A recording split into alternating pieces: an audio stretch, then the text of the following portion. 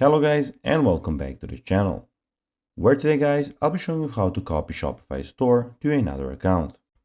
Now guys, of course the first thing that you need to do is go to shopify.com and then you need to go and log into your profile.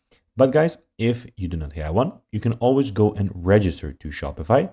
But guys, if you do not know how to do that, you can always go to our YouTube channel where we have plenty of how to Shopify videos where you can also see how you can do this. Now guys, that we got that out of the way, let's see what we actually have in front of us here. So as you can see here, we have the Shopify store that I have created, and here we have some options. So basically on the left side of the screen, we have the home button, we have the orders, we have the products, we have the customers, we have the content, analytics, marketing, and discounts of this store. Also, we have the sales channels where we have the online store and the points of sale. Also, we have the add applications where you can go and add some of the applications. And in the bottom left corner, we have the settings where you can find all of the settings about your account.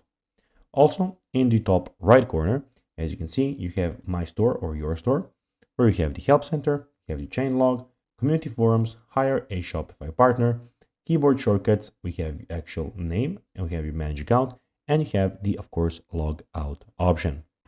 Now guys, let's see how you can actually go and copy your Shopify store to another account. Well, first of all, you need to go and download the app and differences between your source and the destination Shopify stores. Select the data and item you want to duplicate from your new store to export, then import the files to another app, and voila, that's basically how you can do it. So guys, that will be everything for this video. I hope that you found this video informative. If you did, don't forget to like this video, share it, subscribe to the channel, and put the notifications on. And guys, as always, I'll be seeing you in the next video. Bye guys.